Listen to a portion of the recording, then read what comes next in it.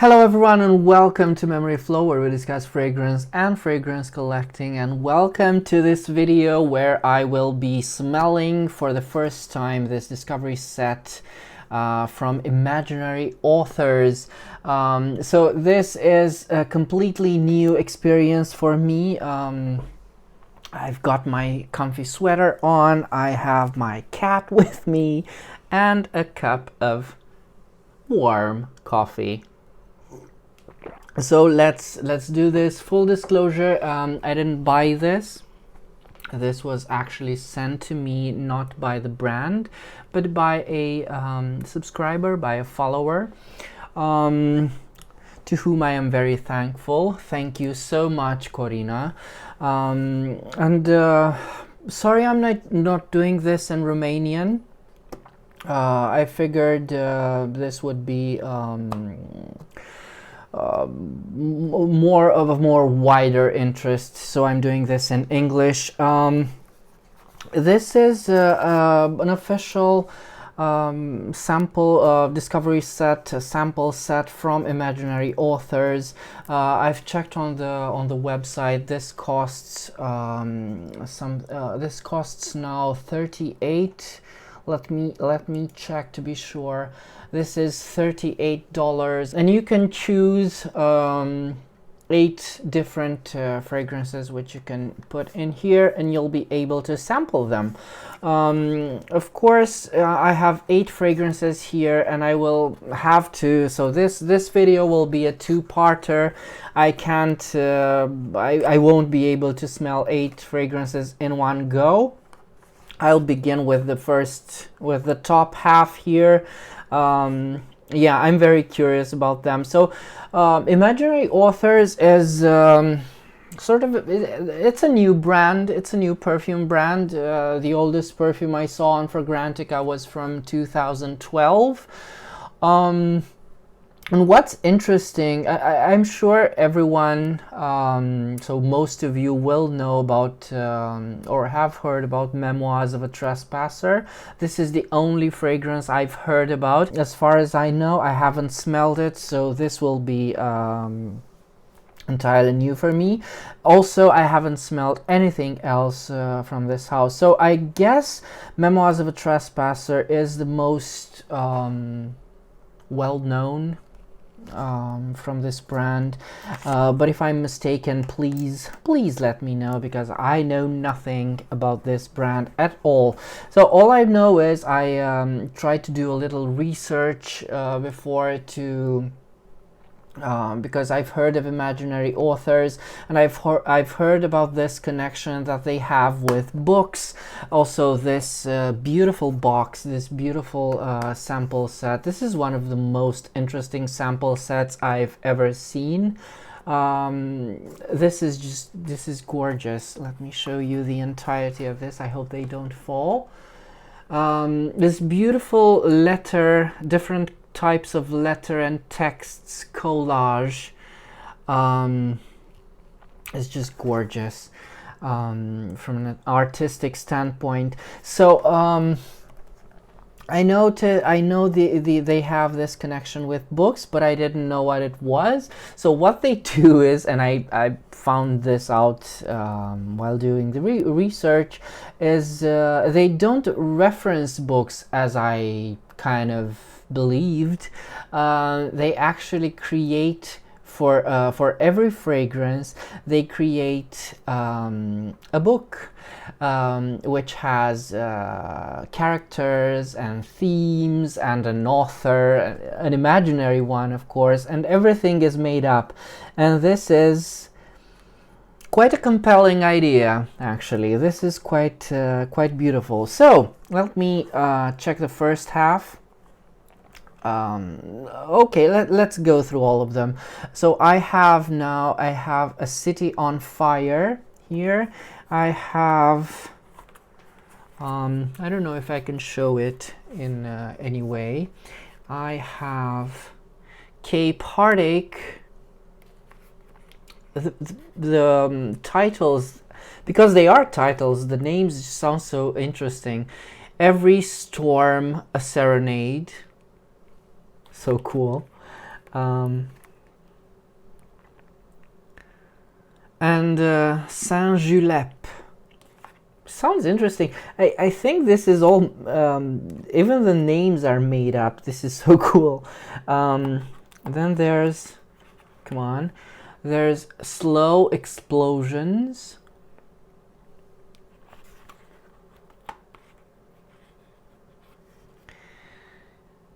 Yesterday Haze.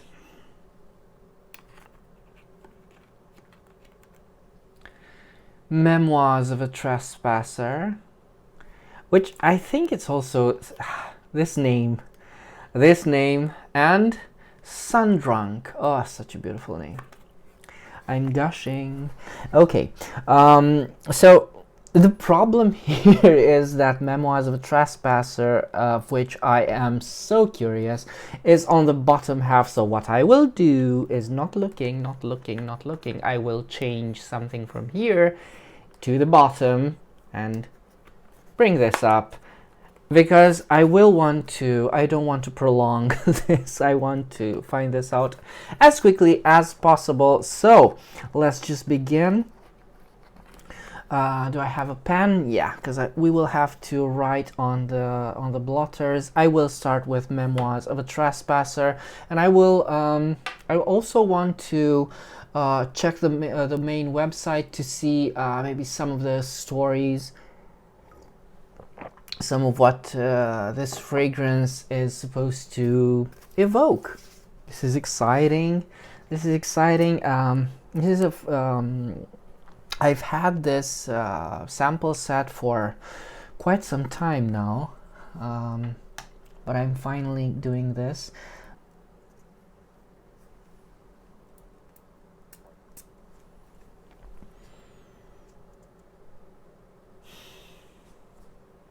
It's very pungent. It reminds me, just for the very first few seconds, it reminded me of the opening of Angélique Noire from Guerlain, because of that spicy, this is a vanilla-based fragrance, I'm sure of it. It's very, it becomes more and more vanillic. It's spicy vanilla, and it has that lit match. It's smoky, but in a chemical way. Interesting, and it comes back to Angélique Noire. Interesting. So let's see. Synopsis. This has a synopsis. These fragrances have synopses.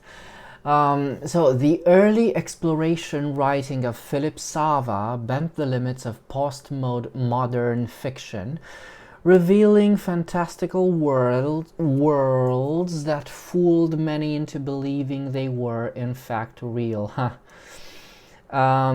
Sava's kaleidoscopic collections, of which Memoirs of a Trespasser is the undeniable centerpiece, drew upon true experiences from his exotic travels, but were infused with a hallucinatory inventiveness that set his work apart from others in the genre. Though Sava had associates all over the world, he spent most of his time living in solitude on a ranch in southern Madagascar. This is where the vanilla comes from, I'm sure. So writing these imaginary stories, these texts must be so much fun.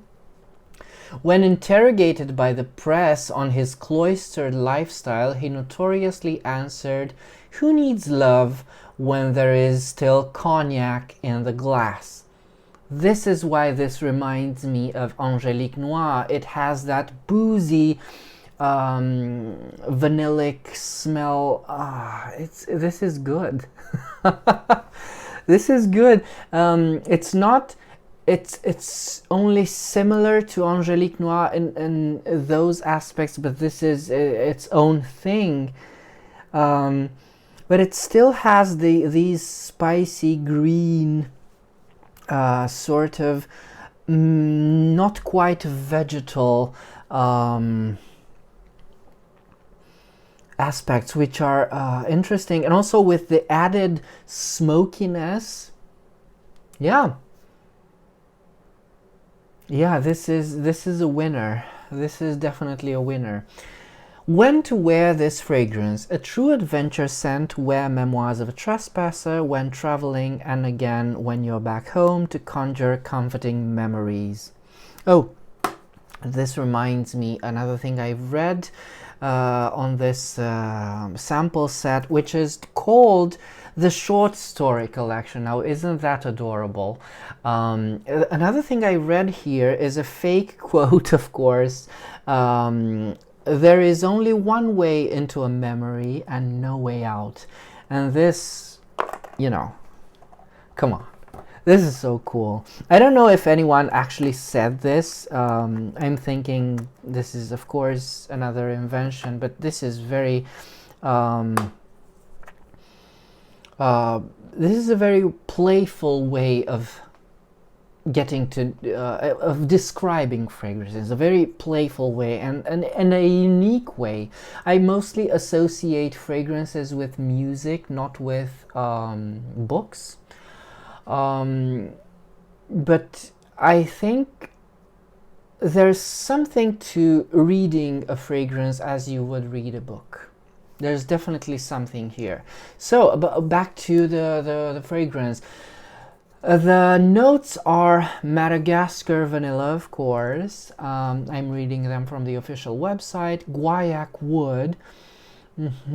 So this is where maybe this is where this smokiness comes from. Benzoin, myrrh. Indeed, very ambery. Ambrette, which is muskmallow. Now, ambrette. This muskmallow, I found that it comes with a very special boozy thing, side, note, facet, whatever. Mostly because I think they used to flavor different alcoholic beverages with ambrette seeds. I think so. And also because it has that pungent, spicy, vegetal. Yeah, this is why this reminds me of Angélique Noire. Now, Angélique Noire uses Angelica, which is quite close to the smell of parsley, dill. That's the one. Another vegetal, another something you would use in cooking. So yeah, interesting. And oak barrels. Okay. Yeah, there's something very woody in this. I'm guessing the oak barrels is an imaginary note there. But it has this woody, smoky, dark side, which, yeah. And this gets, of course, it gets darker as it dries. Beautiful. Memoirs of a Trespasser. Beautiful scent. Okay, now on to the next one. Just grabbing things at random. Every Storm, a Serenade. Beautiful titles. Let me go to the website for this. This is not, I hope they are still available, because some of these might have been discontinued meanwhile. I'm not sure, because as I said, I've had this for quite some time.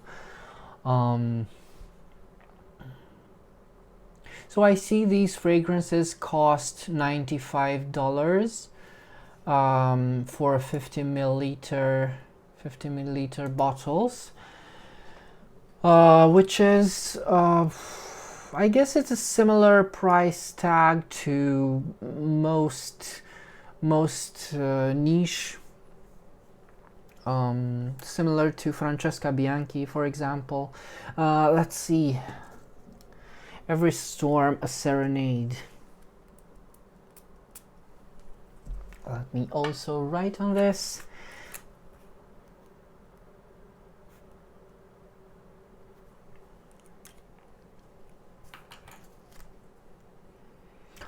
Oh my, this projects something beautiful, very musky, flowery. Oh no, this is gorgeous. It's very delicate. It kind of reminds me of 90s perfumery because of that very clean musk. But I can't. It's not similar to anything I would remember, but it's very delicate and very beautiful. So there's something very interesting in this fragrance. So what I get now is flowery musk, but also something papery, a papery smell, a very fresh papery smell. Might be woods, might be vegetal, I'm not sure. There's also something spicy that just creeps from beneath, something spicy that just wants to get out. But this is beautiful. Okay, so let's see what this is about. Every Storm, a Serenade. Synopsis. When Stina, a burgeoning writer, decamps to her mother's summer house for the winter to write a book, her trip overlays for one day and one steamy night with a brawny fisherman named Olve. While this is a joy to read.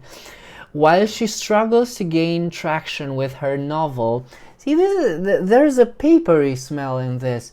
I'm so in awe with the fact that even in the first Memoirs of a Trespasser, the references and what they write are very clear cut in the way they smell. This is gorgeous.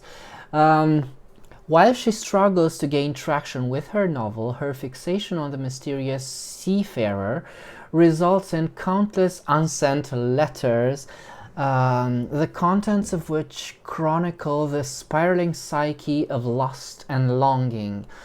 Set on the desolate west coast of Denmark during the tourist off-season. Wow, the details! God, the details!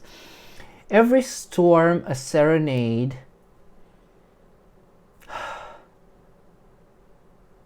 So this is a pleasant scent. There's nothing particularly stormy about this, although the way this musk, it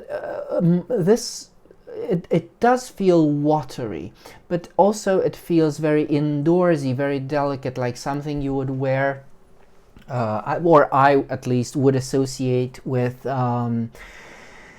wearing a cashmere or even a woolen a wool sweater, a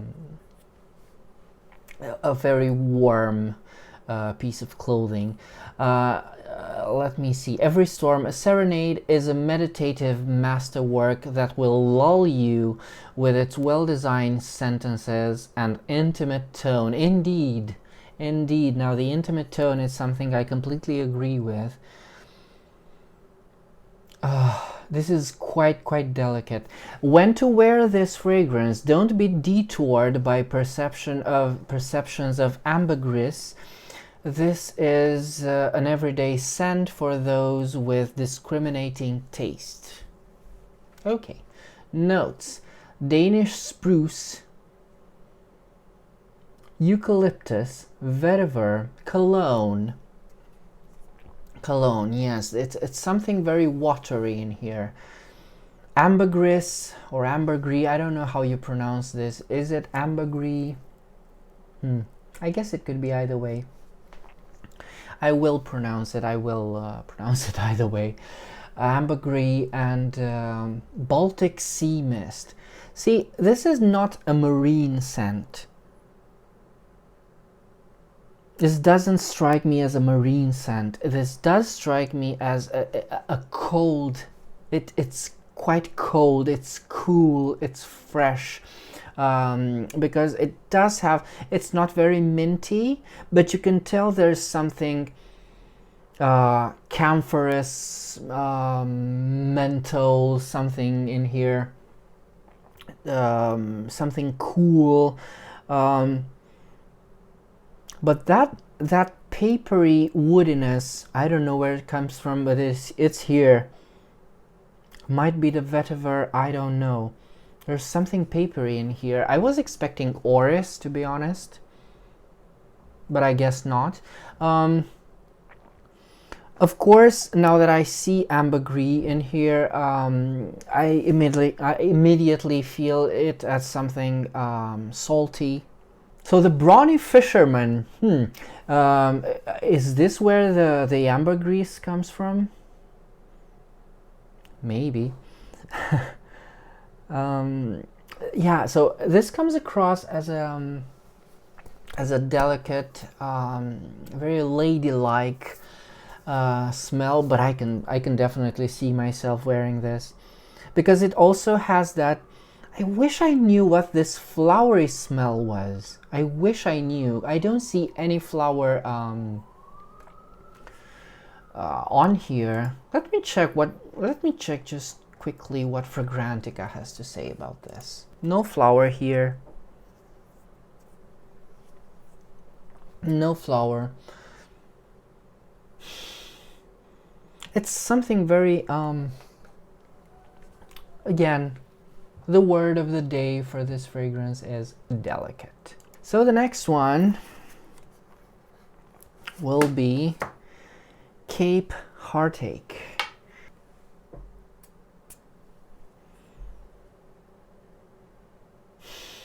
Oh god, so I shouldn't have done this because it's not recommended to smell a fragrance immediately after you spray it on the blotter, but there's something that just kept drawing me to it. It's something very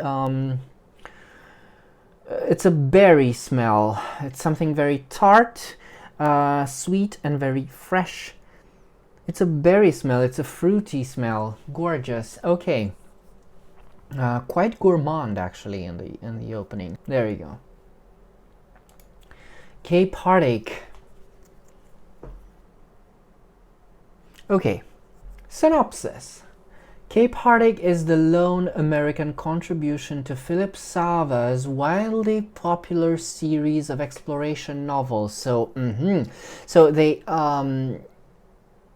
don't invent a new thing for every character, for every fragrance, a new character. There are recurring characters and authors, which is interesting again. So Philip Sava was the one from Memoirs of a Trespasser, if I remember correctly.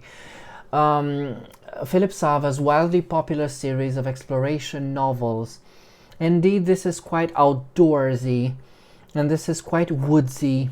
It has something of the woods. It is based loosely on an expedition he made to the Pacific Northwest as a teenager in 1881, and is generally regarded as the most candid of his works, revolving around a homestead he built in a coastal grove of old growth trees.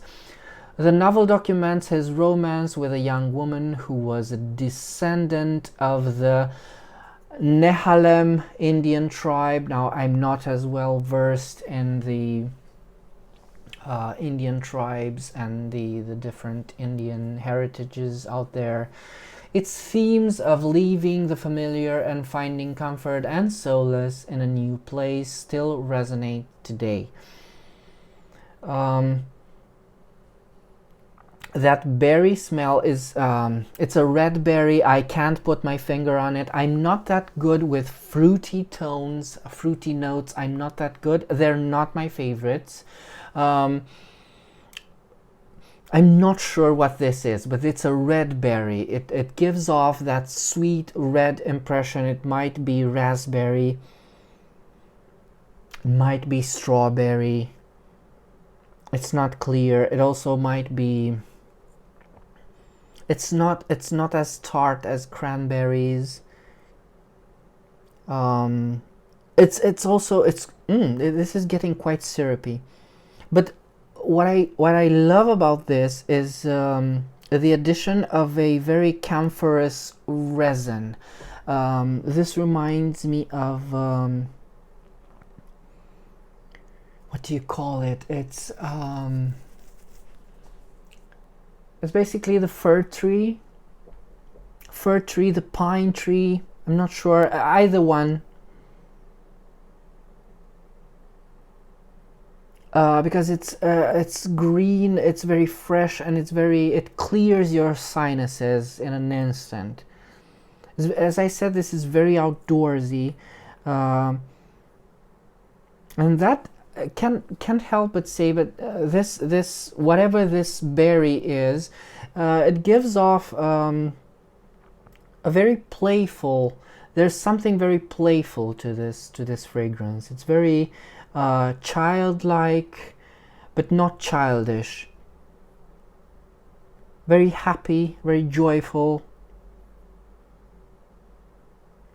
But that contrast, it's almost a chypre-like contrast between that fruity note and that very camphorous resin. This is gorgeous. So I don't know which one is my favorite up until now. This will be very difficult because I don't know if this ever happened before. I think maybe with Francesca Bianchi. I love them. I love them so much. Yeah, okay, I'm gushing. When to wear this fragrance? For any new adventure, including but not limited to beach bonfires, first dates, party crashing, or simply bar hopping alone on a rainy night. Bar hopping alone on a rainy night.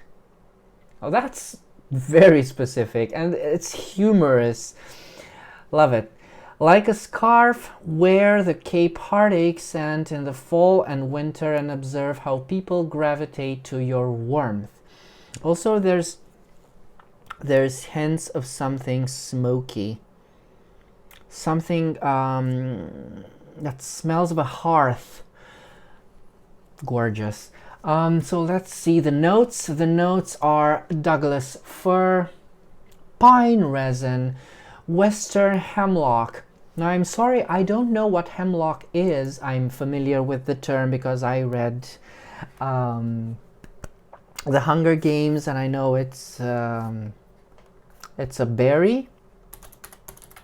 Is this the fragrant berry? Oh, it's not. It's not. It's actually okay. Oh, hello. The poison hemlock, but I'm not sure. I will make my research. Don't they have berries in the Hunger Games? They used to have berries, but maybe that's invented. Maybe that's. I'm not that well versed. This is English is not my first language, as you may have heard. So I don't know, but I will write on the video what hemlock actually is. Vanilla leaf. I don't know what vanilla leaf smells like. Strawberry. So it is strawberry. It wasn't raspberry. It wasn't anything else. But there is a clear, sweet berry smell. Old growth. Could this old growth be patchouli? Because it does have this, it does give me this chypre vibe. This earthy, leafy, sweet, I don't know. Mountain fog. This is why, yeah, these are imaginary notes. I have to check with Fragrantica. Maybe their notes are a bit more down to earth. What's this called? Cape Heartache. Because I'm curious if this has patchouli or not. If I'm wrong, I'm wrong. No, sorry. It just says woody notes for big strawberry. Okay, this is indeed a big strawberry because it's mostly strawberry. Also, I will read about hemlock from here. So this hemlock is supposed to be a flowery smell, but I don't know what this smells like. I will do my research, no worries. So yeah, this is a beautiful, again, a very beautiful smell, very beautiful fragrance, Cape Heartache. I'm not usually big on fruity smells, but when they come this well balanced into the fresher side of things, when they're not that syrupy and not cloying, yeah, yes. And the last one for today will be, yes, A City on Fire. A City on Fire is also another fragrance I've heard of. I've heard of this. Come on, blotter, you. I've heard of this before, just like Memoirs of a Trespasser. A City on Fire.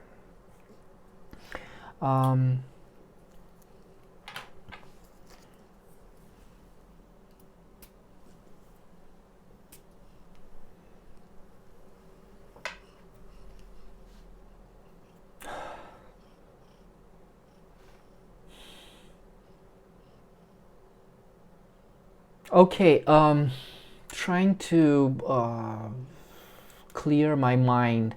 This comes across as very smoky, indeed. It's very woody, it's very smoky, but also I think I've inevitably associated woody and smoky smells to leather, because this feels leathery. And also there's something, there's a spun sugar ambery note, which is quite, in these type of smells, is quite common. I've kind of smelt this in other fragrances, such as, of course, Interlude Man. It's that smokiness and that burnt amber, smoky amber. Then there's just smelt this from Hiram Green, Hyde. It kind of reminds me of Hyde. And also there's another niche brand. I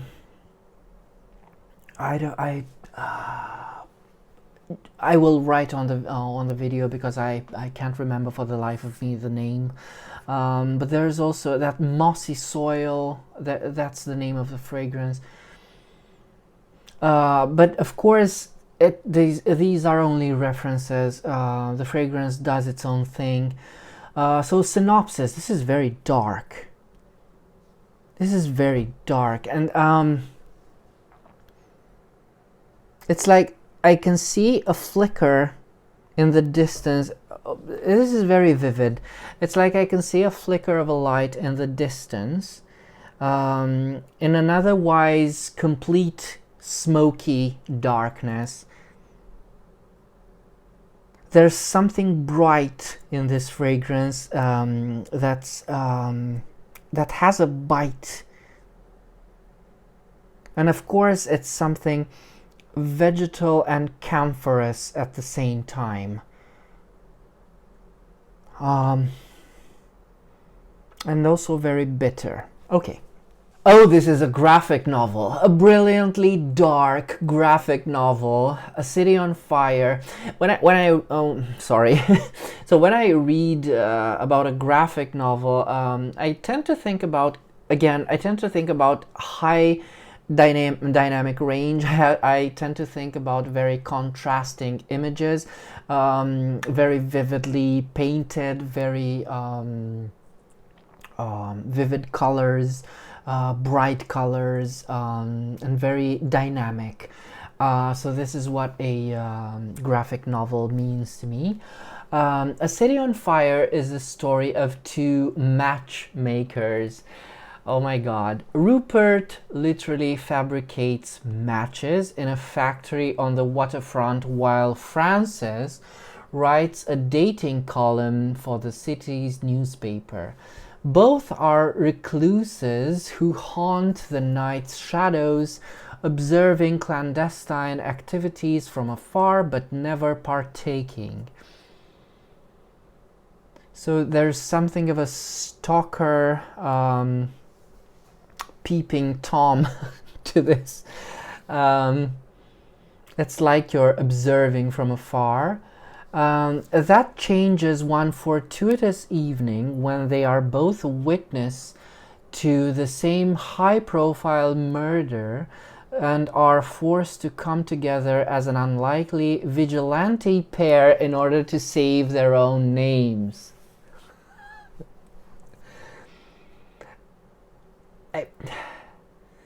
I mean, the smokiness and this camphorous thing, whatever this is bitter vegetal camphorous thing, it's very tonic, it's very lively, it does point to something very dynamic, something very action oriented. It's like a fire that's still burning. Definitely there's still smoke coming out of this,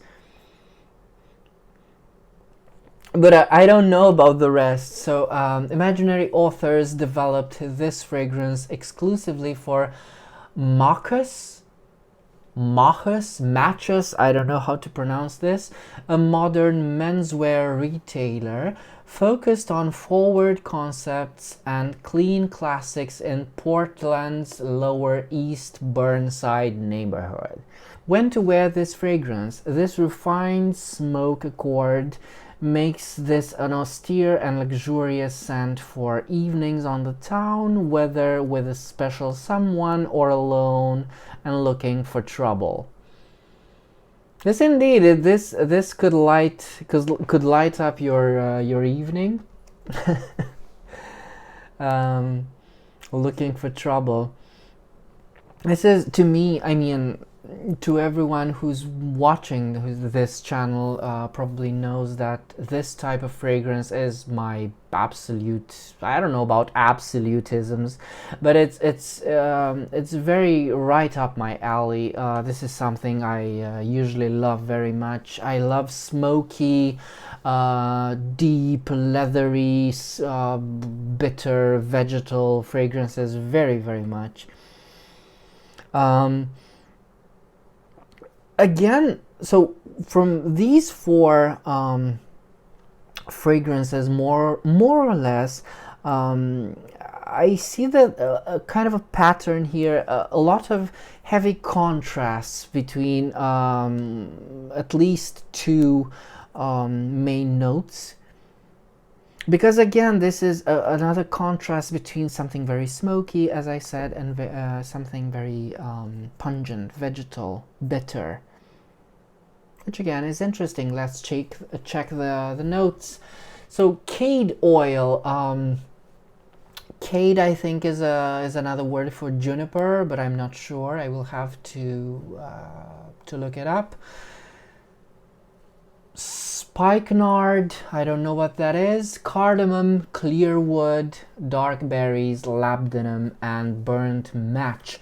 Now the labdanum is something that gives off that both that ambery, maybe spun sugar, but also that animalic, leathery side of things.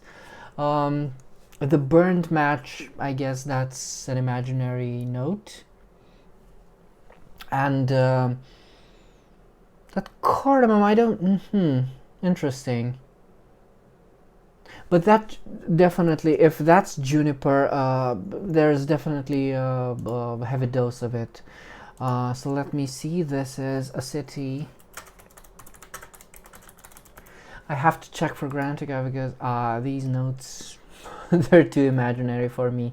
Again, this burnt match juniper. So yeah, this is juniper, labdanum, nard.